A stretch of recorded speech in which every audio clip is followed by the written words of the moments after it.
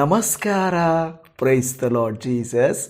ಎಲ್ಲ ನನ್ನ ಪ್ರೀತಿಯ ದೇವಜನರೇ, ನನ್ನ ಪ್ರಿಯ ಸಹೋದರಿ ಸಹೋದರರೇ, ದೇವಭಕ್ತರೇ, ನಿಮ್ಮೆಲ್ಲರಿಗೂ ಪರಲೋಕದ ಅರಸನು, ನಮ್ಮನ್ನು ಪ್ರೀತಿಸಿದಾತನು, ನಡೆಸುವಾತನಾಗಿರುವ ಯೇಸು ಕ್ರಿಸ್ತನ ಕೃಪೆಯು, ಸಮಾಧಾನವು, ಆಶೀರ್ವಾದ, ಆರೋಗ್ಯವು ಉಂಟಾಗಲಿ. ಚೆನ್ನಾಗಿದ್ದೀರಾ? ಕರ್ತನ ನಾಮಕ್ಕೆ ಸ್ತೋತ್ರ ಉಂಟಾಗಲಿ. ದೇವಜನವೇ, ದೇವರು ನನ್ನ ಹೃದಯದಲ್ಲಿ ರಕ್ಷಣೆಯ ಕುರಿತಾಗಿ 10 ವಿಡಿಯೋಗಳನ್ನು ನಿರಂತರವಾಗಿ ಮಾಡಬೇಕೆಂಬ ಆಲೋಚನೆಯನ್ನು ಇಟ್ಟಿದ್ದಾರೆ. ನೀವು ಎಷ್ಟು ಜನ ವಾಕ್ಯವನ್ನು ಕೇಳುತ್ತೀರೋ ನನಗೆ ಗೊತ್ತಿಲ್ಲ, ಆದರೆ ದೇವರು ನನಗೆ ಹೇಳಿದ್ದನ್ನು ನಾನು ಮಾಡಬೇಕು. ಯಾಕೆಂದರೆ ಲೌಕಿಕವಾದ ಕಾರ್ಯಗಳಲ್ಲಿ ನೀವು ಸುಭಿಕ್ಷರಾಗಿರುವುದಕ್ಕಿಂತ ದೈವಿಕವಾದ ಕಾರ್ಯಗಳಲ್ಲಿ ಸುಭಿಕ್ಷವಾಗಿರಬೇಕು. ದೇವರು ಆಶಿಸಿದ್ದನ್ನು ನಾವು ಮಾಡಬೇಕೇ ಹೊರತು ಮನುಷ್ಯರಾದ ನಾವು ಆಶಿಸಿದ್ದು ನೀವು ಮಾಡಬಾರದು. ಕೆಲವು ಸಾರಿ ಬೇರೆ ಆಕರ್ಷಣೀಯವಾದ ವಿಡಿಯೋಗಳನ್ನು ನೀವು ಹೆಚ್ಚು ನೋಡ್ಬೋದು, ಈ ವಿಡಿಯೋಗಳು ಕಡಿಮೆ ನೋಡಿದ್ರೂ ನನಗೆ ಪರವಾಗಿಲ್ಲ, ಆದರೆ ದೇವರ ಸ್ವರವನ್ನು ಕೇಳಿಸಿಕೊಳ್ಳಿರಿ. ದೇವಜನವೇ, ಯೇಸು ಕ್ರಿಸ್ತರು ತಾನೇ ಒಂದು ಮಾತನ್ನು ಹೇಳಿದರು. ಅದೇನಪ್ಪ ಅಂದರೆ, ನೀನು ಹೊಸದಾಗಿ ಹುಟ್ಟಬೇಕು. You must born again. ಪುನರ್ಜನ್ಮ ಬೇರೆ, ಹೊಸ ಜನ್ಮ ಬೇರೆ. ಪುನರ್ಜನ್ಮ ಬೈಬಲ್ದಲ್ಲ, ಹೊಸ ಜನ್ಮ ಬೈಬಲ್ ಹೇಳುವಂಥದ್ದು. ಯೇಸು ಸ್ವಾಮಿ ಜನರಿಗೆ, ಶಿಷ್ಯರಿಗೆ, ತನ್ನ ಬಳಿಗೆ ಬಂದಂಥ ನಿಕೋದೇಮನಿಗೆ ನೀನು ಹಣವನ್ನು ಸಂಪಾದಿಸು ಎಂದು ಹೇಳಬಹುದಾಗಿತ್ತು, ನೀನು ಹೆಸರನ್ನು ಸಂಪಾದಿಸು ಎಂದು ಹೇಳಬಹುದಾಗಿತ್ತು, ನೀನು ಹೆಚ್ಚು ಧಾರ್ಮಿಕ ವ್ಯಕ್ತಿಯಾಗು ಎಂದು ಹೇಳಬಹುದಾಗಿತ್ತು, ನೀನು ಇನ್ನೂ ಅಧಿಕ ಪಾಂಡಿತ್ಯವನ್ನು ಪಡೆ ಎಂದು ಹೇಳಬಹುದಾಗಿತ್ತು, ನೀನು ಇನ್ನೂ ಹೆಚ್ಚಿನ ಸುಕೃತ್ಯಗಳನ್ನು ನೀನು ಮಾಡಬೇಕು, ಒಳ್ಳೆ ಕೃತ್ಯಗಳನ್ನಂತ ಹೇಳಬಹುದಾಗಿತ್ತು. ಆದರೆ ಯೇಸು ಸ್ವಾಮಿ ಹೇಳಿದಂಥ ಮಾತು, ನೀನು ಹೊಸದಾಗಿ ಹುಟ್ಟಬೇಕು. ಏನಿದರ ಅರ್ಥ? ಯಾಕೆ ಯು ಮಸ್ಟ್ ಬಾರ್ನ್ ಅಗೇನ್ ಅಂತ ಹೇಳಿದ್ದು? ಮಸ್ಟ್ ಅಂದರೆ ಇಂಗ್ಲೀಷಲ್ಲಿ ನೀನು ಹೊಸದಾಗಿ ಹುಟ್ಟಲೇಬೇಕು ಅನ್ನುವಂಥ ಮಾತು. ಇನ್ನಷ್ಟು ವಿಚಾರಗಳನ್ನು ನಾವು ವಾಕ್ಯದಿಂದ ತಿಳಿದುಕೊಳ್ಳೋಣ ಬನ್ನಿ. ಈ ದಿನದ ಮುಖ್ಯವಾದಂಥ ದೇವರ ವಾಕ್ಯ ಯೋಹಾನನ ಸುವಾರ್ತೆ ಅದರ 3ನೇ ಅಧ್ಯಾಯ 3ನೇ ವಚನ.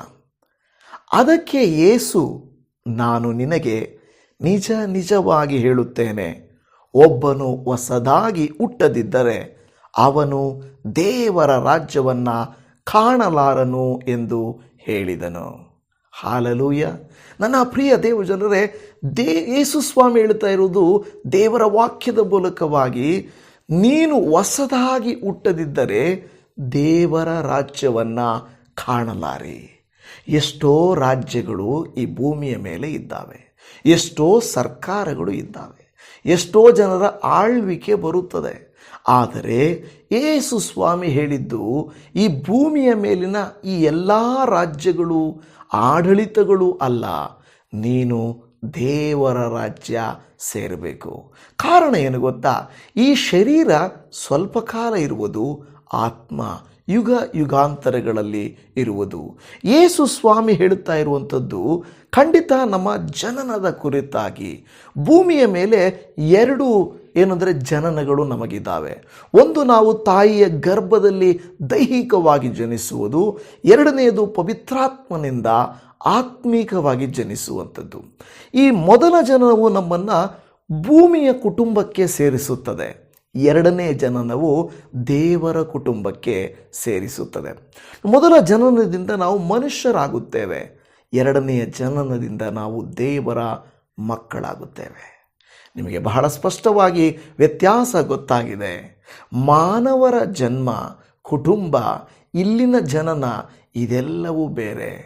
ಆದರೆ ನಾವು ದೇವರ ಕುಟುಂಬಕ್ಕೂ ದೇವರ ಮಕ್ಕಳಾಗುವುದಕ್ಕೂ ದೇವರು ಕೊಟ್ಟಿರುವ ಇನ್ನೊಂದು ಪುನರ್ಜನ್ಮ ಅಲ್ಲ, ಹೊಸ ಜನ್ಮ, ಹೊಸದಾಗಿ ಹುಟ್ಟುವಂಥದ್ದು.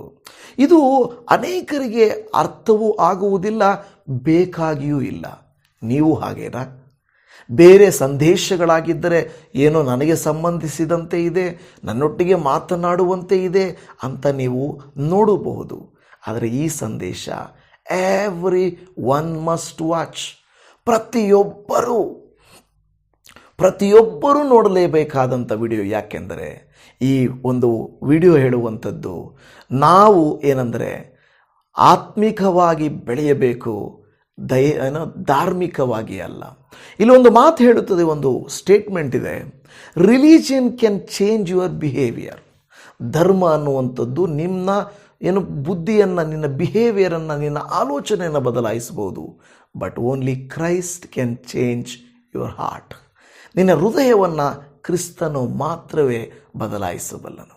ನಮಗೆ ಕ್ರೈಸ್ತರಾಗುವುದಲ್ಲ, ಧರ್ಮ ಅಲ್ಲ ಮುಖ್ಯ, ಕ್ರಿಸ್ತನನ್ನು ಅನುಸರಿಸುವುದು ಮುಖ್ಯ. ಇಲ್ಲಿ ಯೇಸು ಸ್ವಾಮಿ ಹೇಳುವಂಥ ಮಾತು, ನೀನು ಹೊಸದಾಗಿ ಹುಟ್ಟದಿದ್ದರೆ ದೇವರ ರಾಜ್ಯವನ್ನು ಕಾಣಲಾರಿ. ನಮಗೆ ಯಾವುದು ಮುಖ್ಯ? ದೇವರ ರಾಜ್ಯವೋ ಇಹಲೋಕವೋ?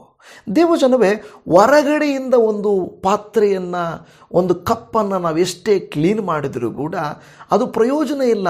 ಯಾಕೆಂದರೆ ಉಪಯೋಗಕ್ಕೆ ಬರುವಂಥದ್ದು ಒಳಗಿನ ಪಾತ್ರೆಯ ಒಳಗಿನದು. ಅದೇ ರೀತಿಯಲ್ಲಿ ನಮ್ಮ ಮನುಷ್ಯನ ಬಾಹ್ಯವಾದ ಕಾರ್ಯಗಳು ಅವು ಹೇಗೆ ಇದ್ದರೂ ಕೂಡ ಒಳಗಿರುವ ಕಾರ್ಯಗಳು ಬಹಳ ಬಹಳ ಇದೆ. ದೇವರ ವಾಕ್ಯ ಹೇಳುತ್ತದೆ, ಇಂದು ವಿಜ್ಞಾನವು ನಾವೇನೋ ಸೈನ್ಸ್ ಏನಿದೆ, ಇವತ್ತೇನು ಮೆಡಿಕಲ್ ಫೀಲ್ಡ್ ಇದೆ, ನಮ್ಮ ಹೃದಯವನ್ನು ಬೇಕಾದರೆ ಬದಲಾಯಿಸಬಹುದು, ನಮ್ಮ ಕಿಡ್ನಿಗಳನ್ನು, ಮೂತ್ರಪಿಂಡಗಳನ್ನು ಬದಲಾಯಿಸಬಹುದು, ಕಣ್ಣನ್ನು ಬದಲಾಯಿಸಬಹುದು. ಆದರೆ ಶರೀರದ ಅಂಗಾಂಗಗಳನ್ನು ಬದಲಾಯಿಸಬಹುದೇನೋ? ಆದರೆ ದೇವರ ವಾಕ್ಯ ಹೇಳುತ್ತದೆ, ಪಾಪಿಯಾದ ಹೃದಯವನ್ನು ಬದಲಾಯಿಸಲಿಕ್ಕೆ ಯಾವ ಮೆಡಿಕಲ್ ಸೈನ್ಸ್, ಯಾವ ವಿಜ್ಞಾನಿ, ಯಾವುದೇ ಲೋಕದ ಕಾರ್ಯಗಳು ಬದಲಾಯಿಸಲಿಕ್ಕಾಗಲ್ಲ. ಅದರರ್ಥ ಇಲ್ಲಿ ಯೇಸು ಸ್ವಾಮಿ ಹೇಳ್ತಾ ಇರುವಂಥ ಮಾತು, ನೀನು ಮತ್ತೆ ಸತ್ತೋಗಿ ಹುಟ್ಟುವುದಲ್ಲ, ಬದಲಾಗಿ ಇರುವುದು ಒಂದೇ ಜೀವನ. ಆ ಒಂದೇ ಜೀವನದಲ್ಲಿ ನೀನು ಮಾಡುವ ತೀರ್ಮಾನ ನಿನ್ನನ್ನು, ನಿನ್ನ ಕುಟುಂಬವನ್ನು, ನಿನ್ನ ಕುಟುಂಬದ ಕಾರ್ಯಗಳನ್ನು ಬದಲಾಯಿಸುವಂಥದ್ದಾಗಿದೆ. ಇವತ್ತು ಮುಂದಕ್ಕೆ ನಾವು ಹೋಗುವಾಗ, ಈ ನಿಕೋದೇಮನು ಒಬ್ಬ ಫರಿಸಾಯನಾಗಿದ್ದನು, ಯಹೂದ್ಯರ ಪ್ರಮುಖ ನಾಯಕನಾಗಿದ್ದನು ಅಂತ ವಚನ ಹೇಳುತ್ತದೆ. ಇವನು ಯೇಸುವನ್ನು ರಾತ್ರಿಯಲ್ಲಿ ಭೇಟಿಯಾಗಲಿಕ್ಕೆ ಬಂದಿದ್ದನು. ಅಂಥ ಸಮಯದಲ್ಲಿ ನಮಗೆ ಗೊತ್ತು, ಅವನಿಗೆ ಧರ್ಮದ ಬಗ್ಗೆ ಅಪಾರವಾದ ಜ್ಞಾನ ಇದೆ, ಅನೇಕ ಕಾರ್ಯಗಳ ಕುರಿತಾಗಿ ಅವನಿಗೆ ಜ್ಞಾನ ಇದೆ. ಆದರೆ ಯೇಸುವಿನ ಬಳಿಗೆ ಬಂದು ಕೇಳಿದಂಥ ಪ್ರಶ್ನೆ, ನಾನು ರಕ್ಷಣೆ ಹೊಂದಬೇಕಾದರೆ ಏನು ಮಾಡಬೇಕು ಅಂತ. ಯೇಸು ಸ್ವಾಮಿ ಅವನಿಗೆ ಹೊಸ ಜನ್ಮದ ರಹಸ್ಯವನ್ನು ಬಯಲುಪಡಿಸ್ತಾ ಇದ್ದಾನೆ. ಇವತ್ತು ಈ ವಾಕ್ಯವನ್ನು ನೀವು ಕೇಳ್ತಾ ಇದ್ದೀರಂದರೆ, ನಾನು ಎಷ್ಟೋ ಸಾರಿ ಕೇಳಿಸ್ಕೊಂಡಿದ್ದೀನಿ, ನಿಕೋದೇಮನೊಟ್ಟಿಗೆ ದೇವರು ಹೇಳಿದ್ದು ಅಂತ ಅಂದುಕೊಂಡಿರ್ಬೋದು. ಕೆಲವು ರಹಸ್ಯಗಳನ್ನು ಗಮನಿಸಿರಿ. ಮೊದಲನೇದಾಗಿ, ಹೊಸ ಜನ್ಮದ ಅವಶ್ಯಕತೆ ಏನಿದೆ? ಈ ಹೊಸ ಜನ್ಮದ ಅವಶ್ಯಕತೆಯ ಕುರಿತಾಗಿ ಈ ಯೋಹಾನ 3ನೇ ಅಧ್ಯಾಯದ 1-7 ವಚನಗಳ ತನಕ ಯೇಸು ಸ್ವಾಮಿ ಇದರ ಪ್ರಾಮುಖ್ಯತೆಯ ಕುರಿತಾಗಿ ಮಾತನಾಡುತ್ತಾರೆ. ಯಾಕೆಂದರೆ ಧಾರ್ಮಿಕನಾಗಿರುವುದರಿಂದ ನಮಗೆ ರಕ್ಷಣೆ ದೊರೆಯುವುದಿಲ್ಲ, ಸಭೆಗೆ ಹೋಗುವುದರಿಂದ ನಮಗೆ ರಕ್ಷಣೆ ದೊರೆಯುವುದಿಲ್ಲ, ಸೇವೆ ಮಾಡುವುದರಿಂದ ರಕ್ಷಣೆ ದೊರೆಯುವುದಿಲ್ಲ, ಕೇವಲ ಕಾಣಿಕೆಗಳನ್ನು ಕೊಡುವುದರಿಂದ ನಮಗೆ ರಕ್ಷಣೆ ದೊರೆಯುವುದಿಲ್ಲ. ಆದರೆ ಇಲ್ಲಿ ಹೇಳ್ತಾ ಇರೋದು, ಪವಿತ್ರಾತ್ಮನ ಮೂಲಕವಾಗಿ ಹೊಸ ಜೀವಿತವನ್ನು ಹೊಂದಿಕೊಳ್ಳಬೇಕು ಎಂದು ಹೇಳುತ್ತಾ ಇದೆ. ದೇವಜನವೇ, ಒಂದು ಉದಾಹರಣೆಯನ್ನು ನಾನು ನಿಮಗೆ ಹೇಳುತ್ತೇನೆ. ಇದು ಯಾವಾಗಲೂ ನಿಮಗೆ ಹೇಳುವಂಥದ್ದೇ. ನಮಗೆ ಗೊತ್ತಿದೆ ಒಂದು ಕಂಬಳಿ ಹುಳದ ಬಗ್ಗೆ. ನಮ್ಮ ಜೀವಿತವು ಕಂಬಳಿ ಹುಳ. ನೀವು ನೋಡಿದ್ದೀರಲ್ವ ಕಂಬಳಿ ಹುಳನ ನೋಡದೇ ಇದ್ದರೆ ನೋಡಿಲ್ಲಿ, ನಾನು ತೋರಿಸುತ್ತೇನೆ. ಈ ಕಂಬಳಿ ಹುಳ ನೋಡುವಾಗ ಅದರ ಮೇಲಿನ ಚರ್ಮ, ಅದರ ಮೇಲಿನ ಕೂದಲು, ಅದರ ನೋಟ, ಕಪ್ಪುಗೆ ಇರಿಟೇಷನು, ನಮ್ಮ ಮೈ ಮೇಲೆ ಅದು ಹರಿದರೂ ಕೂಡ ಹೇಗಿರುತ್ತೆ ಗೊತ್ತಾ? ನಮಗೆ ನವೆ ಆಗುತ್ತದೆ. ಅಂದರೆ ಅದನ್ನು ನೋಡಿದ ತಕ್ಷಣ ಯಾರೂ ಕೂಡ ಇಷ್ಟಪಡಲ್ಲ. ನಮ್ಮ ಜೀವಿತವೂ ಕೂಡ ಹಾಗೇನೇ ದೇವಜನವೇ. ನಾವು ಪಾಪಿಗಳಾಗಿ, ಬಹು ಕ್ರೂರಿಗಳಾಗಿ, ಕಠೋರರಾಗಿ, ಬಹಳ ದೇವರಿಗೆ ಮೆಚ್ಚುಗೆಯಲ್ಲದ ಜೀವಿತವನ್ನು ಜೀವಿಸುವಂಥ ಕಂಬಳಿ ಹುಳ ಥರದೇ ಇರ್ತವೆ. ಆದರೆ ಯಾವಾಗ ನಾವು ಕ್ರಿಸ್ತನ ಒಳಗೆ ಹೋಗುತ್ತೇವೋ ಆಗ ನಮ್ಮ ಜೀವಿತ ಬದಲಾಗುತ್ತದೆ. ಕಂಬಳಿ ಹುಳ ಬೇರೆ ಅಲ್ಲ, ಅದೇ ಹುಳನೇ. ಅದೇ ಕಂಬಳಿ ಹುಳ ನೋಡ್ತೇನೆ, ಮೊದಲು ಈ ಕಂಬಳಿ ಹುಳ ನೆಲದ ಮೇಲೆ ಮಾತ್ರ ನಡೆಯುತ್ತಿತ್ತು. ಯಾವಾಗ ರೂಪಾಂತರ ಹೊಂದುತ್ತದೋ ಇದು ಆರಲಿಕ್ಕೆ ಪ್ರಾರಂಭಿಸುತ್ತದೆ. ನಮ್ಮ ಜೀವನ ಕೂಡ ಇದೇ ರೀತಿಯಾಗಿ ದೇವಜನವೇ, ನಾವು ಮೊದಲು ಕಂಬಳಿ ಹುಳದ ರೀತಿ ಪಾಪದಲ್ಲಿರುವ ಈ ಶರೀರದಲ್ಲಿರುವಾಗ, ಲೋಕದಲ್ಲಿರುವಾಗ ನಾವು ಇಲ್ಲಿ ಮಾತ್ರ ನಿವಾಸ ಮಾಡುತ್ತೇವೆ, ಇಲ್ಲಿ ಮಾತ್ರ ನಡೆಯುತ್ತೇವೆ, ಇಲ್ಲಿನ ಕಾರ್ಯಗಳನ್ನು ಮಾತ್ರ ಗಮನಿಸುತ್ತೇವೆ. ಆದರೆ ಯಾವಾಗ ನಾವು ರೂಪಾಂತರ ಹೊಂದುತ್ತೇವೋ, ಆ ಕಂಬಳಿ ಹುಳದ ಬಗ್ಗೆ ಗೊತ್ತಲ್ವಾ, ಅದು ತನ್ನ ಸುತ್ತಲೂ ತಾನು ಗೂಡನ್ನು ಕಟ್ಟಿಕೊಂಡು ತನ್ನ ಜೀವವನ್ನು ಇಡುವಂಥ ಟೈಮಿಗೆ ಹೋಗಿ ಮತ್ತೆ ಅಲ್ಲಿ ಸಾವುವರೆಗೂ ಹೋಗ್ಬಿಟ್ಟು ಅದು ಬಂದು ಮತ್ತೆ ರೂಪಾಂತರ ಹೊಂದುತ್ತದೆ. ನಾವು ಕೂಡ ಹಾಗೆ ದೇವಜನವೇ, ಈ ಭೂಯಾತ್ರೆಯಲ್ಲಿ ಈ ಶರೀರದಲ್ಲಿರುವಂಥ ನಾವು ಈ ಪಾಪ ತುಂಬಿದ ಶರೀರವನ್ನು ರೂಪಾಂತರ ಪಡಿಸಿಕೊಂಡು ಪರಲೋಕದ ನಿವಾಸಿಗಳಾಗಿ, ಹಾರುವವರಾಗಿ, ಅಂದವುಳ್ಳವರಾಗಿ, ಅರ್ಥವುಳ್ಳವರಾಗಿ, ಆತ್ಮಿಕವುಳ್ಳವರಾಗಿ ನಾವು ಬದಲಾಗುತ್ತೇವೆ. ಅಲ್ಲಿ ನೋಡುತ್ತಾ ಇದ್ದೇವೆ, ನಾವು ಬದಲಾಗುತ್ತೇವೆ. ಹೇಗೆ ಬದಲಾಗುತ್ತೇವೆ ಎಂದು ಇಲ್ಲಿ ನೋಡುತ್ತಾ ಇದ್ದೇವೆ. ಒಂದು ದೇವರ ವಾಕ್ಯ ಹೇಳುತ್ತದೆ, 2 ಕೊರಿಂಥ 5:17 ಹೇಳುತ್ತದೆ, ಈಗಿರಲಾಗಿ ಯಾವನಾದರೂ ಕ್ರಿಸ್ತನಲ್ಲಿದ್ದರೆ ಅವನು ನೂತನ ಸೃಷ್ಟಿಯಾದನು, ಈಗೋ ಪೂರ್ವ ಸ್ಥಿತಿ ಹೋಗಿ ಎಲ್ಲ ನೂತನವಾಯಿತು. ದೇವಜನವೇ, ನಾನು ನನ್ನ ಬಗ್ಗೆ ಹೇಳಿದರೆ, ಯೇಸುವನ್ನು ಅರಿಯದೇ ಇರುವಾಗ ಸಣ್ಣ ಪ್ರಾಯದಲ್ಲಿಯೇ ಕಳ್ಳತನ, ಸುಳ್ಳು, ಮೋಸ, ವಂಚನೆ, ಕೆಟ್ಟತನ ಎಲ್ಲ ಲೌಕಿಕ ಕಾರ್ಯಗಳನ್ನು ಮಾಡಿದ್ದೇನೆ. ಯೇಸುವನ್ನು ತಿಳಿದ ನಂತರವೂ ಆರಂಭದಲ್ಲಿ ಕೆಟ್ಟತನ, ದುಷ್ಟತನ, ಪಾಪ ಕಾರ್ಯಗಳು ನನ್ನಲ್ಲಿದ್ದವು. ಒಂದು ಸಾರಿ ಕ್ರಿಸ್ತನಲ್ಲಿ ನಾನು ಸತ್ತಾಗ, ಕ್ರಿಸ್ತನಿಗೋಸ್ಕರ ಮತ್ತೆ ನಾನು ಜೀವಂತವಾಗಿ ಎದ್ದು ಬಂದಾಗ ನನ್ನಲ್ಲಿ ಪೂರ್ತಿಯಾಗಿ ಹೋಗಿದೆ ಅಂತ ಹೇಳೋಕ್ಕಾಗಲ್ಲ. ಆದರೆ ಎಷ್ಟೋ ದೇವರು ನನ್ನನ್ನು ರೂಪಾಂತರ ಪಡಿಸಿದ್ದಾನೆ. ಯಾವ ರೀತಿಯಲ್ಲಿ ನೋಡಿ, ನಮ್ಮ ಆಸೆಗಳು ಬದಲಾಗುತ್ತವೆ, ನಮ್ಮ ಆಲೋಚನೆಗಳು ಬದಲಾಗುತ್ತವೆ, ನಮ್ಮ ಮಾತುಗಳು ಬದಲಾಗುತ್ತವೆ, ನಮ್ಮ ಜೀವನದ ಗುರಿಯು ಬದಲಾಗುತ್ತದೆ. ದೇವಜನವೇ, ಮೊದಲು ನಮಗೆ ಲೋಕದಲ್ಲಿ ಏನಾದರೂ ಸಾಧನೆ ಮಾಡಬೇಕಂತಿತ್ತು. ಈಗ ನನಗೇನನ್ಸುತ್ತೆ ಗೊತ್ತಾ, ಕರ್ನಾಟಕಕ್ಕೆ ಒಂದು ಒಳ್ಳೆಯ ಕ್ಯಾಂಪಸ್ಸನ್ನು ಸಿದ್ಧ ಮಾಡಬೇಕು. ಅದಕ್ಕೆ ನಾನು ಹೇಳೋದನ್ನು ನನ್ನ ಮನಸ್ಸಲ್ಲಿರೋದು ಹೇಳ್ತಾ ಇದ್ದೇನೆ.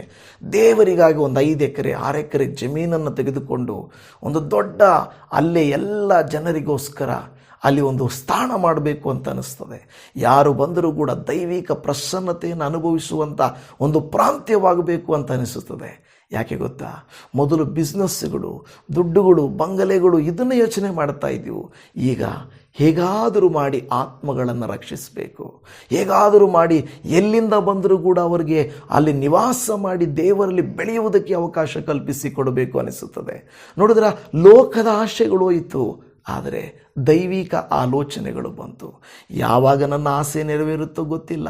ದೇವರ ಕೃಪೆಯಿಂದ, ನಿಮ್ಮೆಲ್ಲರ ಪ್ರಾರ್ಥನೆಯಿಂದ ಒಂದು ಆರಾಧನಾ ಸ್ಥಳ ಆಗಿದೆ, ಆದರೆ ದೇವರ ದರ್ಶನ ದೊಡ್ಡದಾಗಿದೆ. ಅದರಿಂದ ನಾನು ಹೇಳೋದೇನೆಂದರೆ, ನಾವು ಲೋಕಕ್ಕಾಗಿ ಅಲ್ಲ, ನೀವು ನಾನು ರಕ್ಷಿಸಲ್ಪಡುವುದರ ಪ್ರಾಮುಖ್ಯತೆ ನಿಮಗೆ ಗೊತ್ತಿಲ್ಲವಾ? ನಿಕೋದೇಮನಿಗೆ ಏಸಪ್ಪ ಹೇಳ್ತಾನೆ, ನಿಕೋದೇಮನೆ, ಬೋಧಿಸುವ ನಿನಗೆ, ಪಂಡಿತನಾಗಿರುವ ನಿನಗೆ, ನಾಯಕನಾಗಿರುವ ನಿನಗೆ ಗೊತ್ತಿಲ್ಲವಾ? ಇದೆಲ್ಲ ಅಲ್ಪವಾದದ್ದು, ಕಾಲ್ಪನಿಕವಾದದ್ದು, ಆದರೆ ನಿತ್ಯವಾದದ್ದು ಯಾವುದೆಂದರೆ ನಾವು ರಕ್ಷಿಸಲ್ಪಡುವಂಥದ್ದು. ನನ್ನ ಪ್ರಿಯ ದೇವಜನವೇ, ಅದಕ್ಕೆ ಒಂದು ದೇವರ ವಾಕ್ಯ ಹೇಳುತ್ತಾ ಇರುವಂಥದ್ದೇನೆಂದರೆ, ನಾವು ಪವಿತ್ರಾತ್ಮನ ಮೂಲಕವಾಗಿ ಬದಲಾವಣೆ ಆಗಬೇಕು. ತೀತನ ಪತ್ರಿಕೆ 3ನೇ ಅಧ್ಯಾಯ 5ನೇ ವಾಕ್ಯದಲ್ಲಿ ನೀವು ಗಮನಿಸುವುದಾದರೆ ಅಲ್ಲಿ ಈ ರೀತಿಯಾಗಿ ಹೇಳುತ್ತದೆ, ನಾವು ಮಾಡಿದ ಪುಣ್ಯಕ್ರಿಯೆಗಳ ನಿಮಿತ್ತದಿಂದಲ್ಲ, ಆತನ ಕರುಣೆಯಲ್ಲಿಯೇ ಪುನರ್ಜನ್ಮವನ್ನು ಸೂಚಿಸುವ ಸ್ನಾನದ ಮೂಲಕವಾಗಿಯೂ ಪವಿತ್ರಾತ್ಮನು ನಮ್ಮಲ್ಲಿ ನೂತನ ಸ್ವಭಾವವನ್ನು ಉಂಟು ಮಾಡುವುದರ ಮೂಲಕವಾಗಿಯೂ ಆತನು ನಮ್ಮನ್ನು ರಕ್ಷಿಸಿದನು. ಆತನು ನಮ್ಮನ್ನು ರಕ್ಷಿಸಿದನು. ಎಲ್ಲಿಂದ? ನರಕಕ್ಕೆ ಹೋಗಬೇಕಾಗಿತ್ತು.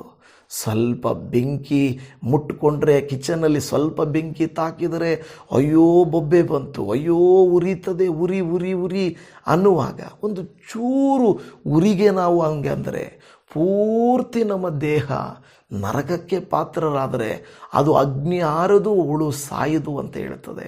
ಬೆಂಕಿ ಗಂಧಕಗಳು ಉರಿಯುವ ಕೆರೆಗೆ ನಮ್ಮನ್ನು ದಬ್ಬಲ್ಪಡುತ್ತದೆ. ಅಲ್ಲಿಂದ ದೇವರು ಹೇಳ್ತಾನೆ, ಮಗಳೇ ಮಗನೇ, ಇಲ್ಲಿ ಸ್ವಲ್ಪ ಬೆಂಕಿಗೆ ತಾಳಿಕೊಳ್ಳಲಾರಿಯೇ, ಒಂದು ಸಣ್ಣ ನೋವಿಗೆ ತಾಳಿಕೊಳ್ಳಲಾರಿಯೇ, ಸಣ್ಣ ಅವಮಾನಕ್ಕೆ ತಾಳಿಕೊಳ್ಳಲಾರಿಯೇ, ಸಣ್ಣ ಹಿಂಸೆಗೆ ನೀನು ತಾಳಿಕೊಳ್ಳಲಾರಿಯೇ. ಆದರೆ ಆ ಬೆಂಕಿ ಗಂಧಕಗಳು ಇರುವಂಥ ಆ ಬೆಂಕಿಯ ಕೆರೆಯನ್ನು ಹೇಗೆ ನೀನು ಸಂಧಿಸುವೆ? ದಯಮಾಡಿ ಅದು ನಿನಗಾಗಿ ಮಾಡಲ್ಪಟ್ಟದ್ದಲ್ಲ. ನೀನು ನನ್ನ ಜೊತೆಯಲ್ಲಿರಬೇಕು, ನನ್ನೊಟ್ಟಿಗಿರಬೇಕು. ಅದಕ್ಕಾಗಿ ಈ ಪಾಪ ತುಂಬಿದ ಲೋಕದ ಶರೀರದ ಆಶೆ, ನೇತ್ರಾಶೆ, ಬದುಕುಬಾಳಿನ ಡಂಬ, ಶರೀರ ಆಶಿಸುವ ಆಕರ್ಷಣೆಗಳನ್ನು ಬಿಟ್ಟು ನನಗೋಸ್ಕರ ಜೀವಿಸುವೆಯಾ ಮಗುವೆ, ನನಗೋಸ್ಕರ ಜೀವಿಸುತ್ತೀಯಾ ಮಗಳೇ ಎಂದು ಕೇಳುತ್ತಾ ಇದ್ದಾರೆ. ಇನ್ನೂ ನಾವು, ದೇವರೇ ಅದು ಯಾರೆಲ್ಲ ನೋಡಿದ್ದಾರೆ ದೇವರೇ, ಅದು ಹೇಗೆ ದೇವರೇ, ನನಗದು ಬೇಡ, ಇದೇ ಬೇಕು, ತಿನ್ನೋಕ್ಕೆ ಬೇಕು, ನೋಡೋಕ್ಕೆ ಬೇಕು, ಎಂಜಾಯ್ ಮಾಡಲಿಕ್ಕೆ ಬೇಕು ಅಂತಿದ್ದರೆ ನೋಡುವುದೆಲ್ಲವೂ ಮಾಯೆ ಎಂದು ದೇವರ ವಾಕ್ಯ ಹೇಳುತ್ತದೆ. ಆದರೆ ಕಾಣದೇ ಇರುವಂಥದ್ದೆಲ್ಲವೂ ನಿತ್ಯವು ಎಂದು ಹೇಳುತ್ತದೆ. ಕಾಣುವುದೆಲ್ಲವೂ ಅಲ್ಪ, ಕಾಣದೇ ಇರುವುದೆಲ್ಲವೂ ನಿತ್ಯವಾದದ್ದು ಎಂಬುದಾಗಿ ಯೇಸು ಸ್ವಾಮಿ ಎಷ್ಟು ಸ್ಪಷ್ಟವಾಗಿ ಹೇಳುತ್ತಾ ಇದ್ದಾರೆ. ಇಲ್ಲಿ ತೀತನ ಪತ್ರಿಕೆಯಲ್ಲಿ ಹೇಳುತ್ತಾ ಇದೆ, ಯಾವುದೇ ಪುಣ್ಯ ಕ್ರಿಯೆಗಳ ನಿಮಿತ್ತದಿಂದಲ್ಲ. ನಾವು ಅನ್ನದಾನ ಮಾಡಿದೆವು, ವಸ್ತ್ರದಾನ ಮಾಡಿದೆವು, ಹಣವನ್ನು ದಾನ ಮಾಡಿದೆವು, ಒಳ್ಳೆ ಮಾತು ಮಾತಾಡಿದೆವು, ಯಾವ ಪುಣ್ಯ ಕ್ರಿಯೆಗಳು ನಿಮ್ಮನ್ನು ರಕ್ಷಿಸಲು ಸಾಧ್ಯವಿಲ್ಲ. ಯಾಕೆಂದರೆ ಎಫೆಸ 2:8-9, ತೀತ 3:5 ಈ ವಾಕ್ಯಗಳನ್ನು ಗಮನಿಸಿದರೆ ದೇವರ ವಾಕ್ಯ ಹೇಳುತ್ತಾ ಇದೆ, ಪುಣ್ಯ ಕ್ರಿಯೆಗಳ ನಿಮಿತ್ತದಿಂದ ಅಲ್ಲ, ಬದಲಾಗಿ ಸ್ನಾನದ ಮೂಲಕವಾಗಿಯೂ ಪವಿತ್ರಾತ್ಮನು ನಮ್ಮಲ್ಲಿ ನೂತನ ಸ್ವಭಾವವನ್ನು ಉಂಟು ಮಾಡುವುದರ ಮೂಲಕ. ಸ್ನಾನನೂ ಮಾಡಿಸ್ಕೋಬೋದು, ದೀಕ್ಷಾ ಸ್ನಾನ, ಆದರೆ ಪವಿತ್ರಾತ್ಮನ ಮೂಲಕವಾಗಿ ನೂತನ ಸ್ವಭಾವವನ್ನುಂಟು ಮಾಡುವುದು, ಅದೇ ಒಂದು ರೀತಿಯಲ್ಲಿ ಪುನರ್ಜನ್ಮವನ್ನು ಸೂಚಿಸ್ತದೆ. ನಾನು ಹೇಳಿದ್ದೀನಿ, ಹೊಸ ಜನ್ಮನೇ. ಪುನರ್ಜನ್ಮ ಅಂದರೆ ಸತ್ತೋಗಿ ಮತ್ತು ಹುಟ್ಟೋದಲ್ಲ, ಒಂದೇ ಜೀವ, ಬದುಕೋದು ಒಂದೇ ಜೀವ, ಸಾಯೋದು ಒಂದೇ ಸಾರಿ, ಹುಟ್ಟುವುದು ಒಂದೇ ಸಾರಿ, ಸಾಯುವುದು ಒಂದೇ ಸಾರಿ. ಇಲ್ಲಿ ದೇವರ ವಾಕ್ಯ ಹೇಳುತ್ತಾ ಇದೆ, ಆ ರೀತಿಯಾಗಿ ನೀವು ನಾನು ರಕ್ಷಿಸಲ್ಪಡಬೇಕು. ಒಂದು ಸಾರಿ ಒಬ್ಬ ಬಾಲಕ ತನ್ನ ತಂದೆಯನ್ನು ಈ ರೀತಿಯಾಗಿ ಕೇಳ್ತಾನೆ, ಅಪ್ಪ ನಾನು ಒಳ್ಳೆಯವನಾಗಿದ್ದರೆ ಸಾಕಲ್ಲವೇ, ದೇವರು ನನ್ನನ್ನು ಸ್ವೀಕರಿಸ್ತಾರಲ್ವಾ ಅಂತ ಕೇಳಿದರು. ತಂದೆ ಉತ್ತರ ಕೊಡ್ತಾನೆ, ಮಗನೇ ಒಳ್ಳೆಯವನಾಗಿರುವುದು ಒಳ್ಳೆಯದೇ, ಬೇಡ ಅಂತ ನಾನು ಹೇಳಿಲ್ಲ, ಆದರೆ ಒಣಗಿದ ಮರಕ್ಕೆ ಎಷ್ಟು ನೀರು ಹಾಕಿದರೆ ಏನು ಪ್ರಯೋಜನ ಮಗನೇ? ಒಣಗಿದ ಮರಕ್ಕೆ ಎಷ್ಟು ನೀರು ಹಾಕಿದರೆ ಅದು ಜೀವ ಪಡೆಯೋದಿಲ್ಲ. ಮೊದಲು ಅದರಲ್ಲಿ ಜೀವ ಬರಬೇಕು. ಜೀವ ಇಲ್ಲದೆ ಇರುವಂಥ ಮರಕ್ಕೆ ನಾವು ಎಷ್ಟು ನೀರು ಕೊಟ್ಟರೆ ಏನು ಪ್ರಯೋಜನ? ಏನೂ ಪ್ರಯೋಜನ ಇಲ್ಲ. ಹಾಗೆಯೇ ಪಾಪದಿಂದ ಸತ್ತ ಆತ್ಮಕ್ಕೆ ಒಳ್ಳೆಯ ಕೆಲಸಗಳು ಜೀವ ಕೊಡೋದಿಲ್ಲ. ಕ್ರಿಸ್ತನು ಕೊಡುವ ಹೊಸ ಜೀವವೇ ನಮಗೆ ಜೀವವನ್ನು ಕೊಡುವಂಥದ್ದು. ನನ್ನ ಪ್ರಿಯ ದೇವಜನರೇ, ದೇವರ ವಾಕ್ಯ ಸುಳ್ಳಲ್ಲ, ಸತ್ಯವನ್ನೇ ಹೇಳುತ್ತಾ ಇದೆ. ಮೊದಲನೇ ಕಾರ್ಯ ನಾನು ಹೇಳಿದೆ ಏನೆಂದರೆ, ನಾವು ಏನು ಮಾಡ್ತೇವೆ, ಹೊಸ ಜನ್ಮದ ಅವಶ್ಯಕತೆ ಏನು ಅಂತ 1ನೇ ವಾಕ್ಯದಿಂದ 7 ವಾಕ್ಯಗಳ ತನಕ ನಾವು ನೋಡಿದೆವು. 2ನೇ ಕಾರ್ಯ ಈಗ ನಾವು ನೋಡುತ್ತಾ ಇದ್ದೇವೆ, ಪವಿತ್ರಾತ್ಮನ ಕಾರ್ಯದಿಂದ ನಾವು ನೂತನರಾಗ್ತೇವೆ. ಯೋಹಾನ 3ನೇ ಅಧ್ಯಾಯ 8ನೇ ವಾಕ್ಯದಿಂದ 13ನೇ ವಾಕ್ಯದ ತನಕ ಹೇಗೆ ಪವಿತ್ರಾತ್ಮನು ನಮ್ಮನ್ನು ನೂತನಪಡಿಸ್ತಾನೆ ಅಂತ ಯೇಸು ಸ್ವಾಮಿ ನಿಕೋದೇಮನ ಬಳಿ ಹೇಳುವುದನ್ನು ನಾವು ನೋಡುತ್ತಾ ಇದ್ದೇವೆ. 3ನೇ ಅಧ್ಯಾಯ 8ನೇ ವಚನದಲ್ಲಿ, ಗಾಳಿಯು ಮನಸ್ಸು ಬಂದ ಕಡೆ ಬೀಸುತ್ತದೆ, ಅದರ ಸಪ್ಪಳವನ್ನು ಕೇಳುತ್ತೆ, ಆದರೆ ಅದು ಎಲ್ಲಿಂದ ಬರುತ್ತದೋ ಎಲ್ಲಿಗೆ ಹೋಗುತ್ತದೋ ನಿನಗೆ ತಿಳಿಯದು. ಆತ್ಮನಿಂದ ಹುಟ್ಟಿದವರೆಲ್ಲರೂ ಅದರಂತೆಯೇ ಅಂದನು. ಪಾಪವು ನಮ್ಮನ್ನು ದೇವರಿಂದ ಏನು ಮಾಡಿದೆ? ದೂರ ಮಾಡಿದೆ. ಅದು ನಮಗೆಲ್ಲ ಗೊತ್ತಿರುವುದು. ಗಾಳಿಯನ್ನು ನಾವು ನೋಡಲಾರೆವು, ಅದು ಎಲ್ಲಿಂದ ಬರುತ್ತದೆ, ಎಲ್ಲಿ ಹೋಗುತ್ತೆ ಗೊತ್ತಿಲ್ಲ, ಆದರೆ ಗಾಳಿ ಇದೆ ಅಂತ ಮಾತ್ರ ಗೊತ್ತಿದೆ. ಅದೇ ರೀತಿಯಲ್ಲಿ ನಮ್ಮೊಳಗೆ ಪವಿತ್ರಾತ್ಮನು, ಒಳಗಿನಿಂದ ಪವಿತ್ರಾತ್ಮನು ನಮ್ಮನ್ನು ಬದಲಾಯಿಸ್ತಾನೆ, ಹೊಸ ಜನ್ಮವನ್ನು ನಮಗೆ ಕೊಡುತ್ತಾನೆ. ಇದು ಮಾನವ ಪ್ರಯತ್ನದಿಂದ ಸಿಗುವಂಥದ್ದಲ್ಲ, ಪವಿತ್ರಾತ್ಮನ ಕ್ರಿಯೆ ಮಾತ್ರ. ಯಾವ ಫಾದರು, ಯಾವ ಪಾಸ್ಟರು ಕೊಡಲಿಕ್ಕಾಗದೇ ಇರುವಂಥದ್ದು ಇದು ಯಾವುದೋ ಒಂದು ಸಭೆ ಕೊಡುತ್ತದೆ, ಯಾವುದೋ ಒಬ್ಬ ವ್ಯಕ್ತಿ ಕೊಡ್ತಾರೆ, ನಾವು ತಗೊಂಡ್ಬಿಡ್ಬೋದು, ದುಡ್ಡು ಕೊಟ್ಟು ತಗೋಬೋದು, ಕಾಣಿಕೆ ಕೊಟ್ಟು ತಗೋಬೋದು. ಇಲ್ಲವೇ ಇಲ್ಲ. ರಕ್ಷಣೆ ಸ್ವಯಾರ್ಜಿತ, ಪಿತ್ರಾರ್ಜಿತ ಅಲ್ಲ. ನಮ್ಮ ಅಪ್ಪ ದೇವರು ನಂಬಿದ್ದಾರೆ, ನನ್ನ ಕುಟುಂಬ ಎಲ್ಲ ಕ್ರೈಸ್ತರು, ನನ್ನ ಮನೆ ದೊಡ್ಡ ಚರ್ಚಲ್ಲಿ ಮೇಯ್ನ್ ನಾವೆಲ್ಲ. ಯಾವ ಮೇನೂ ಇಲ್ಲ, ಯಾವ ಇದು ಇಲ್ಲ. ನಿಮಗೂ ನನಗೂ ದೇವರು ಕೊಟ್ಟರೆ ನಾವು ಸ್ವಯಾರ್ಜಿತ ಅಂದರೆ ನಾವೇ ಹೊಂದಿಕೊಳ್ತೀವಿ ಅಂತಲ್ಲ, ನಾವು ಕ್ರಿಸ್ತನ ಮೂಲಕ ಪಡೆದುಕೊಳ್ತೇವೆ ಹೊರತು ಬೇರೆ ಮಾರ್ಗನೇ ಇಲ್ಲ. ಅಂದರೆ ನಾವೇ ಅದನ್ನು ಅವಕಾಶ ಕೊಡಬೇಕು ದೇವರಿಗೆ. ಅದನ್ನು ಇಲ್ಲಿ ಹೇಳ್ತಾ ಇರುವಂಥದ್ದು ಎಹೆಜ್ಕೇಲನ ಗ್ರಂಥ 36:26 ನಾನು ನಿಮಗೆ ಹೊಸ ಮನಸ್ಸನ್ನು ಕೊಟ್ಟು ನಿಮ್ಮಲ್ಲಿ ನೂತನ ಸ್ವಭಾವವನ್ನು ಹುಟ್ಟಿಸುವೆನು, ಕಲ್ಲಾದ ಹೃದಯವನ್ನು ನಿಮ್ಮೊಳಗಿಂದ ತೆಗೆದು ಮೃದುವಾದ ಹೃದಯವನ್ನು ನಿಮಗೆ ದಯಪಾಲಿಸುವೆನು. ನನ್ನ ಆತ್ಮವನ್ನು ನಿಮ್ಮಲ್ಲಿ ನೆಲೆಸಿರುವಂತೆ ಅನುಗ್ರಹಿಸಿ ನೀವು ನನ್ನ ನಿಯಮಗಳನ್ನು ಅನುಸರಿಸುವ ಹಾಗೆ ಮಾಡುವೆನು. ನೀವು ನನ್ನ ವಿಧಿಗಳನ್ನು ಕೈಕೊಂಡು ಆಚರಿಸುವಿರಿ. ದೇವರ ವಾಕ್ಯಲ್ಲಿ ಹೇಳ್ತದೆ, ನಾನು ನೂತನ ಸ್ವಭಾವವನ್ನು ಕೊಡುತ್ತೇನೆ. ಪೂರ್ತಿಯಾಗಿ 100% ಬದಲಾಗಿಬಿಟ್ಟಿದ್ದಾರೆ. ಎಲ್ಲಿ ಕ್ರೈಸ್ತರನ್ನ ತೋರಿಸಿರಿ ಅಂತವ್ರನ್ನ ಅನ್ಬೋದು. ದೇವರ ವಾಕ್ಯ ಹೇಳೋದು ಪರಿಪೂರ್ಣತೆಗೆ ನಾವು ಪ್ರಯಾಸ ಪಡುತ್ತಲೇ ಇರಬೇಕು. ಅದಕ್ಕೆ ನಾವು ಪ್ರಯಾಸ ಪಡದೆ ಇಲ್ಲಿ ದುಡ್ಡು ಮಾಡೋಕ್ಕೆ, ಇಲ್ಲಿ ಹೆಸರು ಮಾಡೋಕ್ಕೆ, ಇಲ್ಲಿ ಮೇಲಕ್ಕೆ ಬರೋಕ್ಕೆ, ಇಲ್ಲಿ ಆಶೀರ್ವಾದ ಹೊಂದಕ್ಕಲ್ಲ ದೇವರು ನಮ್ಮನ್ನು ಕರೆದಿರೋದು. ಮೊದಲನೇದು ದೇವರ ಉದ್ದೇಶ ನಾವು ನಾಶನಕ್ಕೆ ಒಳಗಾಗದೆ ರಕ್ಷಣೆಗೆ ಬರಬೇಕು ಅಂತ. ಅದೇ ಇಲ್ಲದೆ ಹೋದರೆ ಒಬ್ಬ ಮನುಷ್ಯನು ಲೋಕವನ್ನೆಲ್ಲ ಸಂಪಾದನೆ ಮಾಡಿಕೊಂಡರೆ ಅವನ ಆತ್ಮ ನಷ್ಟಪಟ್ಟರೆ ಅವರಿಗೇನು ಪ್ರಯೋಜನ? ಅವನಿಗೇನೂ ಪ್ರಯೋಜನ ಇಲ್ಲ. ಹಾಗಾದರೆ ನಾವು ಕೂಡ ಲೋಕದಲ್ಲಿ ಏನೇನೋ ಪಡ್ಕೊಂಡು ಅಂದವನ್ನು ನಾವು ಗಳಿಸ್ಬಹುದು, ಆರೋಗ್ಯವನ್ನು ಗಳಿಸಬಹುದು, ಆಸ್ತಿಯನ್ನು ಗಳಿಸಬಹುದು, ಎಲ್ಲ ಲೌಕಿಕವಾದಂಥ ಎಲ್ಲ ಆಸ್ತಿ ಐಶ್ವರ್ಯಗಳನ್ನು ಗಳಿಸ್ಬೋದು. ಆತ್ಮ ನಷ್ಟಪಟ್ಟರೆ ಏನು ಪ್ರಯೋಜನ? ಏನು ಪ್ರಯೋಜನ ದೇವಜನವೇ? ಈ ಶರೀರ ಒಂದು ಸಣ್ಣ ಮಗುವಾಗಿ ಬರುತ್ತದೆ, ಯೌವನ ಪ್ರಾಯಕ್ಕೆ ಬರುತ್ತದೆ, ತಿರುಗಿ ವೃದ್ಧಾಪ್ಯ ಬಂದು ಮುಗಿದು ಹೋಗುತ್ತದೆ, ಕತೆ ಅಷ್ಟೇ.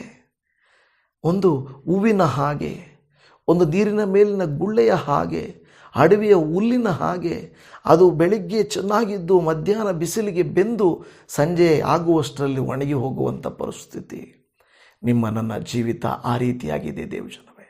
ಏಸಪ್ಪ ಹೇಳ್ತಾರೆ, ಮಕ್ಕಳೇ, ಸ್ವಲ್ಪ ಕಾಲ ಸುಖಕ್ಕಾಗಿ, ಸಂತೋಷಕ್ಕಾಗಿ, ಆ ಒಂದು ವಿಚಾರಗಳಿಗಾಗಿ ವ್ಯಕ್ತಿಗಳನ್ನು ನೋಡುತ್ತಾ, ಮನೆಯನ್ನು ನೋಡುತ್ತಾ, ಪರಿಸ್ಥಿತಿಗಳನ್ನು ನೋಡುತ್ತಾ ನಿಮ್ಮ ಆತ್ಮವನ್ನು ನಷ್ಟಪಡಿಸಿಕೊಳ್ಳುತ್ತಿದ್ದೀರಾ ಎಂದು ದೇವರಾತ್ಮನು ಇವತ್ತು ನಿಮಗೂ ನನಗೂ ಹೇಳುತ್ತಾ ಇದ್ದಾರೆ.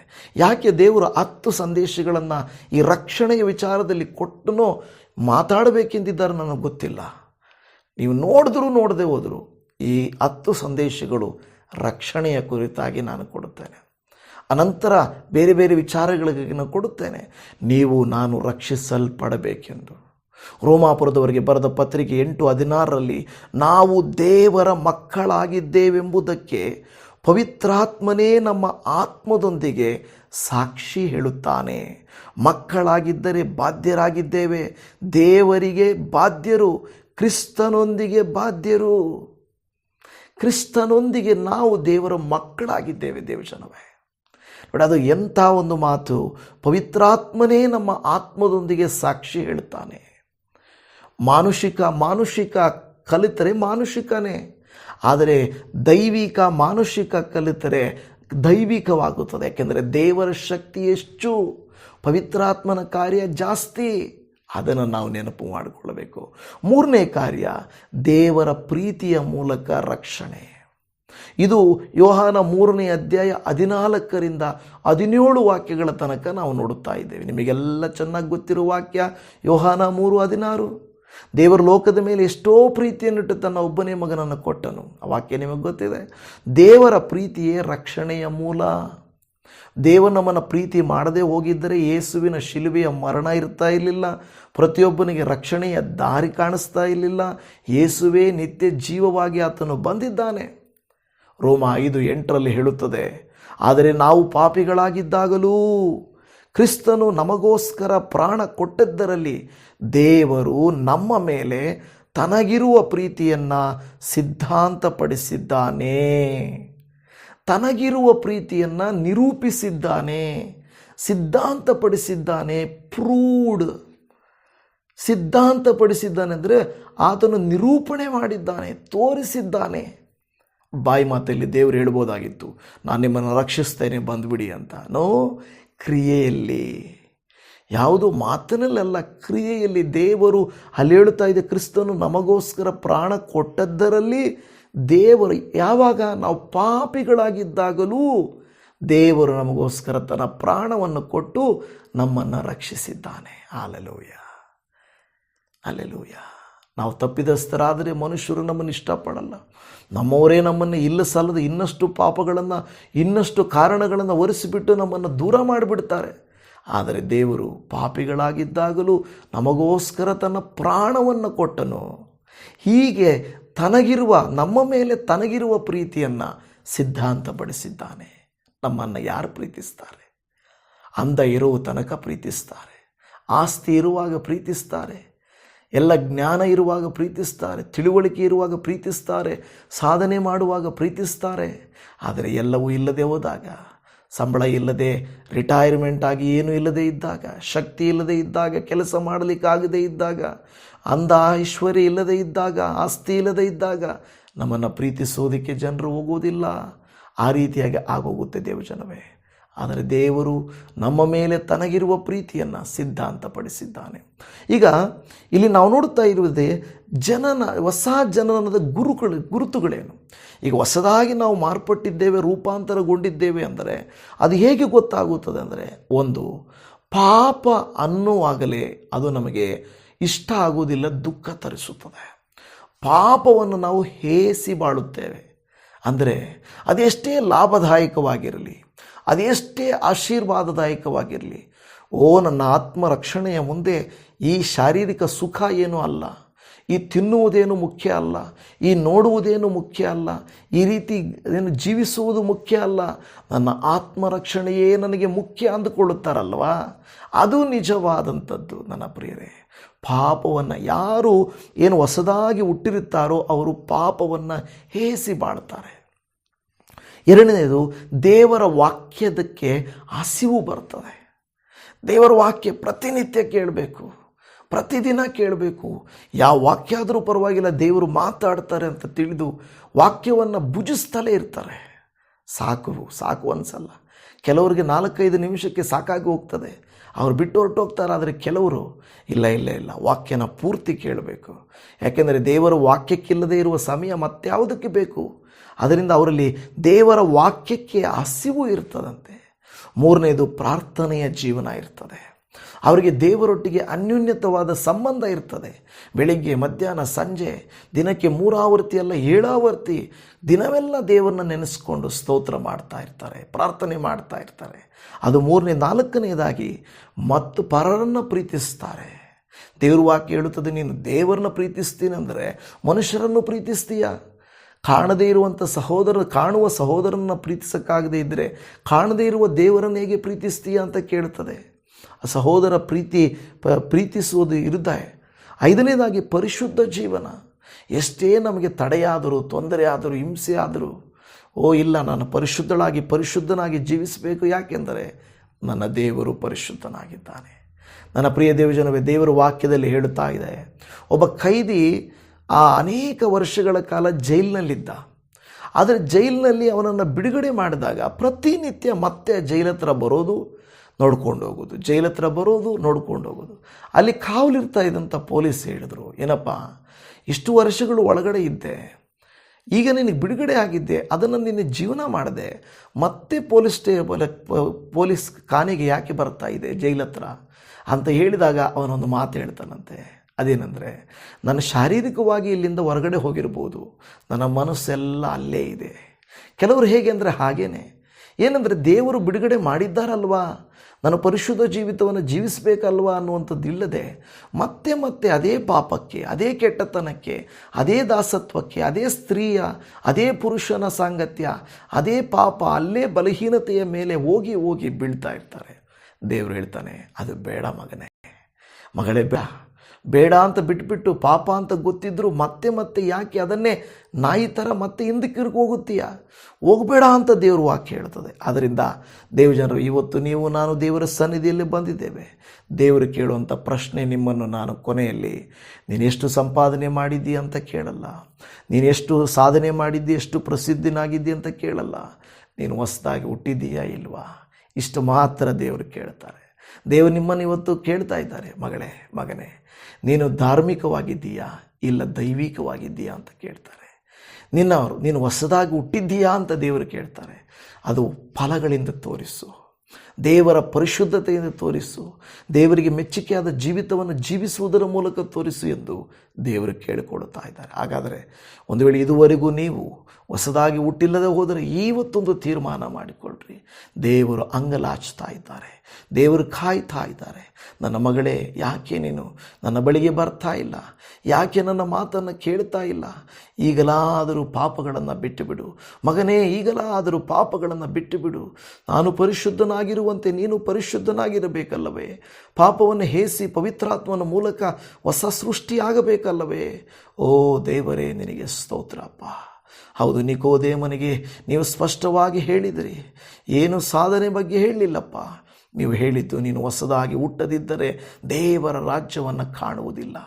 ಅಪ್ಪ, ದೇವರ ರಾಜ್ಯವನ್ನು ಕಾಣದೇ ಹೋದರೆ ಮತ್ತಿನ್ನೇನು ನಮ್ಮ ಜೀವಿತದಲ್ಲಿ ಉಳಿದಿದೆಯಪ್ಪ?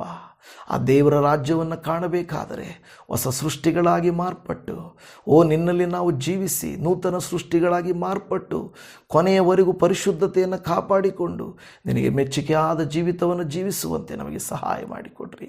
ಯಾರೆಲ್ಲ ಇವತ್ತು ಈ ವಾಕ್ಯವನ್ನು ಕೇಳಿ ಪ್ರಾರ್ಥನೆ ಮಾಡಿ ತಮ್ಮನ್ನೇ ನಿನ್ನ ಕೈಯಲ್ಲಿ ಒಪ್ಪಿಸಿಕೊಟ್ಟು ಬೇಡುತ್ತಿದ್ದಾರೋ ಪ್ರತಿಯೊಬ್ಬರ ಮೇಲೆ ಪರಲೋಕದ ಸೂರಗಳನ್ನು ಸುರಿಯ ಮಾಡಿರಿ. ಎಲ್ಲ ಆಶೀರ್ವಾದಗಳಿಗಿಂತ, ಎಲ್ಲ ಅದ್ಭುತಗಳಿಗಿಂತ, ಎಲ್ಲ ಬಿಡುಗಡೆಗಳಿಗಿಂತ ದೊಡ್ಡ ಬಿಡುಗಡೆ, ದೊಡ್ಡ ಆಶೀರ್ವಾದ, ರಕ್ಷಣೆ ಅಪ್ಪ. ಇವತ್ತಿನ ಸಂದೇಶ ಇದುವರೆಗೂ ಕೇಳಿದ ಈ ಸಹೋದರಿಗಾಗಿ ಸ್ತೋತ್ರ, ಸಹೋದರನಿಗಾಗಿ ಸ್ತೋತ್ರ, ಈ ಕುಟುಂಬಕ್ಕಾಗಿ ಸ್ತೋತ್ರ. ಓ ದೇವರೇ, ಈ ಕುಟುಂಬವು ರಕ್ಷಿಸಲ್ಪಡಲಿ, ಇವರ ಜೀವಿತಗಳು ರೂಪಾಂತರಗೊಳ್ಳಲಿ, ಮಾನಸಾಂತರಗೊಳ್ಳಲಿ, ಹೊಸ ಸೃಷ್ಟಿಗಳಾಗಿ ಮಾರ್ಪಡಲಿ. ಇವರನ್ನು ನೋಡಿದವರು ಕರ್ತನೇ ದೇವರೇ, ಕಂಬಳಿ ಉಳದ ಥರ ಅಲ್ಲಪ್ಪ, ಬಣ್ಣ ಬಣ್ಣದ ಚಿಟ್ಟೆಯ ಹಾಗೆ ಮುದ್ದು ಮುದ್ದಾಗಿ, ಅಂದ ಚಂದವಾಗಿ, ಆಶೀರ್ವಾದಕರವಾಗಿ, ನೂತನವಾಗಿ, ಸಂತೋಷವಾಗಿ, ಸಮಾಧಾನವಾಗಿರುವುದನ್ನು ಕಾಣಬೇಕಯ್ಯ ದೇವರೇ. ಕಂಬಳಿ ಉಳಿದ ರೀತಿಯಲ್ಲಿ ನೋಡಲಿಕ್ಕೆ ಅಸಹ್ಯವಾಗಿ, ಪಾಪಮಯವಾಗಿ, ಕೆಟ್ಟತನವಾಗಿ, ದುಷ್ಕೃತ್ಯಗಳಾಗಿ, ಪಾಪಮಯದಿಂದ ಬಿಡದೆ ಯೇಸುವೆ ನಮ್ಮನ್ನು ರೂಪಾಂತರಗೊಳಿಸಯ್ಯ. ಯಾರು ಹೌದು ದೇವರೇ ನನ್ನನ್ನು ರೂಪಾಂತರಗೊಳಿಸು ಎಂದು ಕೇಳುತ್ತಿದ್ದಾರೋ ಅವರ ಮೇಲೆ ನಿನ್ನ ಪ್ರಸನ್ನತೆ ಇಳಿದು ಬರ್ರಿ. ಪವಿತ್ರಾತ್ಮನೇ ಅವರನ್ನು ಕಂಟ್ರೋಲಲ್ಲಿ ತೆಗೆದುಕೊಳ್ಳ್ರಿ. ಮಾತುಗಳು ಅವರ ಹೃದಯವನ್ನು ಮುಟ್ಟಲಿ ಸ್ವಾಮಿ. ಅವರ ಕುಟುಂಬಗಳು ರೂಪಾಂತರಗೊಳ್ಳಲಿ. ಮಾತಿನಲ್ಲಿ, ನಡತೆಯಲ್ಲಿ, ಆಲೋಚನೆಗಳಲ್ಲಿ, ತೀರ್ಮಾನಗಳಲ್ಲಿ, ಆಸೆಗಳಲ್ಲಿ, ಇಷ್ಟಾರ್ಥಗಳಲ್ಲಿ ನಿನ್ನ ಚಿತ್ತವನ್ನು ಮಾತ್ರ ಅವರು ನೆರವೇರಿಸುವಂತೆ ಕೃಪೆಯನ್ನು ತೋರಿಸಬೇಕೆಂದು ಈ ದಿನವೆಲ್ಲ ಜೊತೆಯಲ್ಲಿರಿ. ಇವರ ಅಗತ್ಯಗಳನ್ನು ಪೂರೈಸಿರಿ, ಕಣ್ಣೀರನ್ನೆಲ್ಲ ಒರೆಸಿರಿ, ಆರೋಗ್ಯವನ್ನು ದಯಪಾಲಿಸಿರಿ, ಆರ್ಥಿಕ ಸಂದಿಗ್ಧತೆಗಳನ್ನು ತೆಗೆದು ಬಿಡ್ರಿ. ಇವರು ಕೈ ಹಾಕುವ ಕೆಲಸವನ್ನು ಫಲಿಸುವಂತೆ ಮಾಡಿರಿ. ಪ್ರಯಾಣಗಳಲ್ಲಿ ಜೊತೆಗಾರರಾಗಿರ್ರಿ. ಮಕ್ಕಳನ್ನು ಅನುಗ್ರಹಿಸಿರಿ, ಯವನಸ್ಥರನ್ನು ಅನುಗ್ರಹಿಸಿರಿ, ವೃದ್ಧರನ್ನು ಆಶೀರ್ವದಿಸಿರಿ. ನಿನ್ನನ್ನು ಬೇಡುವ ಪ್ರತಿ ಭಕ್ತರ ಕೈ ತುಂಬ ನಿನ್ನ ಆಶೀರ್ವಾದಗಳು ಸುರಿಯಲ್ಪಡಲಿ. ಎಲ್ಲ ಮಹಿಮೆ ನಿನಗೆಯಪ್ಪ. ಮೊರೆಯನ್ನು ಕೇಳಿದ್ದಕ್ಕಾಗಿ ನಿನಗೆ ಕೋಟ್ಯಾನುಕೋಟಿ ವಂದನೆಗಳು. ಸರ್ವ ಸ್ತುತಿ, ಘನ, ಮಾನ, ಮಹಿಮೆಗಳು ನಿನಗೆ ಸಲ್ಲಿಸುತ್ತಾ ಈ ದಿನವೆಲ್ಲ ನಮ್ಮ ಸಂಗಡ ಇರು ಎಂದು ನಂಬುತ್ತಾ ಪ್ರಾರ್ಥಿಸುತ್ತಾ ಯೇಸುವಿನ ಮಧುರ ನಾಮದಲ್ಲಿ ಪ್ರಾರ್ಥಿಸುತ್ತೇವೆ ತಂದೆಯೇ. ಆಮೇನ್, ಆಮೇನ್, ಆಮೇನ್. ನನ್ನ ಪ್ರಿಯ ದೇವಜನರೇ, ಈ ಸಂದೇಶವನ್ನು ಇದುವರೆಗೂ ಕೇಳಿದ್ದಕ್ಕಾಗಿ ನನ್ನ ಹೃದಯಪೂರ್ವಕವಾಗಿ ನಿಮಗೆ ಧನ್ಯವಾದ ಹೇಳುತ್ತೇನೆ. ದೇವರು ನಿಮ್ಮನ್ನು, ನಿಮ್ಮ ಕುಟುಂಬಗಳನ್ನು ರಕ್ಷಣೆಗೆ ನಡೆಸಲಿ. ನಿಮ್ಮೆಲ್ಲರಿಗೂ ಶಾಲೋಮ್, ಸಮಾಧಾನವು ನಿಮ್ಮೊಟ್ಟಿಗಿರಲಿ. Praise the Lord Jesus. Amen.